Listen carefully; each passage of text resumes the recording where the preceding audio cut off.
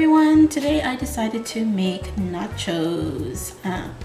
I love this dish, especially at parties and just for snacking or even for lunch or dinner. Like it has meat and it has veggies and cheese, all my favorite stuff. So what we're gonna start with are some ingredients here. I have a pound of ground beef. I have some Mexican, I guess, Texan mixed cheese, tomatoes, diced tomatoes, some avocados. I have some, I'm probably going to pronounce this wrong, but they're called peperoncini peppers. And I have some green onions and just a slice of lime here.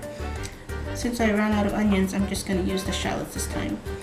And for the seasoning, I personally do not like the packaged seasonings, taco seasonings that are around, so I prefer to make my own.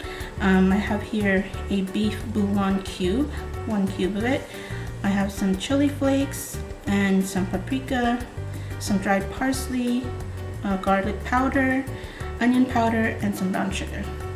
So I'm going to start with marinating the beef. My glove here, and one of the reasons why I want to do it this way is I want the meat to break down a little bit more and to have the flavors to really get in there, because I really dislike the stringy pieces of beef that you find.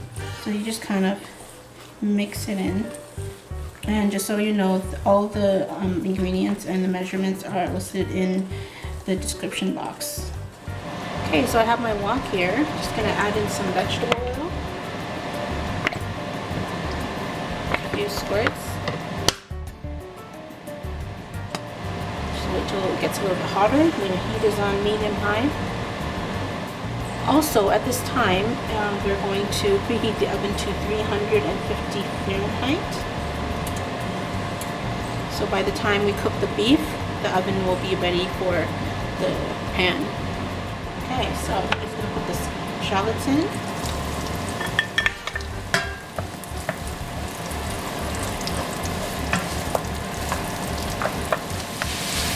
See how it's not stringy anymore? Oh yeah, by the way, the bouillon cube is in the mix. I did forget to put in the bowl earlier, but I just did just now. So you know. I'm going to incorporate the shallot.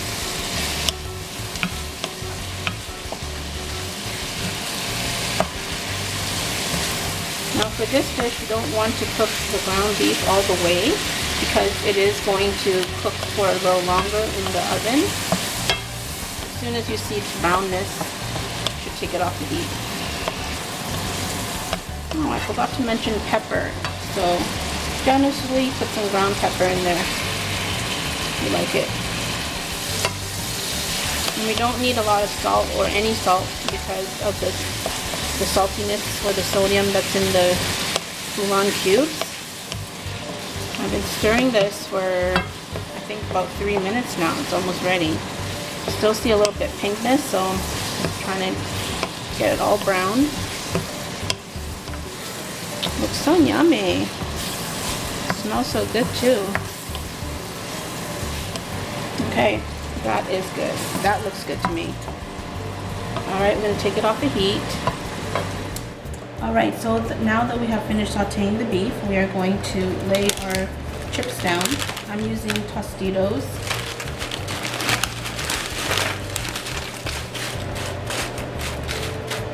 I'm trying to spread it out so that so I don't see the pan. That way all the ingredients are within the chips and not at the bottom of the pan. Okay, next move is the cheese. I love doing this. It's my favorite part. I just love seeing it come together. I don't know about you, but I also love watching cheese melt. It's just something so satisfying about it. Okay, so I'm using half of it for my first layer. And then I'm going to put in our beef. Now there's a lot of liquid in here, so I've used one of the spatula that has a strainer.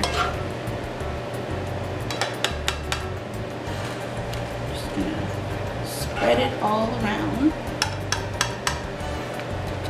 evenly as possible. And I love ground beef in my all types of Mexican dishes, really. I prefer it even over chicken. Yeah, that looks good. I'm gonna save some for my husband for his stir fry for his lunch right here. He loves eating it with rice. Okay, so look how good that looks. Now we're gonna add in the rest of the cheese.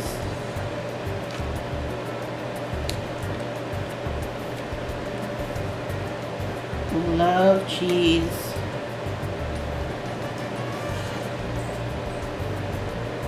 There you go, that looks so nice.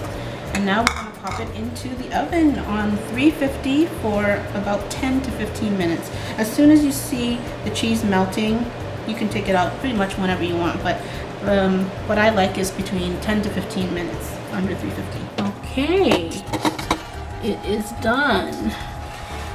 Exactly 11 minutes. Look how pretty that is. All right, it's nice and toasty and crunchy looking. I'm going to start putting the rest of the toppings. I'm gonna do the tomatoes. So I used a whole large tomato. Some avocado, this is one whole avocado. Sometimes I like to melt the avocado as well. But this is good too. Some green onions. And you probably noticed I didn't put any beans or any kind of bean products because I really don't like beans. I know that's unfortunate because it's not as authentic per se without it, but I really don't like beans in any of my food. So now you know. Put some of these peppers. We don't have any jalapeno, which I love, but these work just as great. They're a little bit sweet and a little bit spicy. So I put the salsa in these little Ziplocs. What I'm gonna do is cut the corner a little bit right here. And then I'm just gonna squeeze it out. I need a little bigger. We got some chunky stuff in there. Now that's better. And we have some sour cream. We don't have a lot left, but it is so good with it. I mean, I love sour cream. Now it looks like I cut this one a little bit too big, so it's gonna come out a little bit bigger than I wanted. That's okay.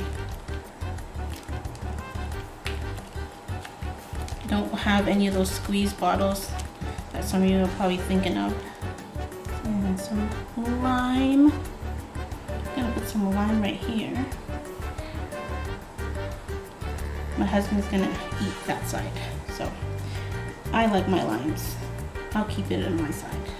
There you have it. Yummy. I don't know where to start.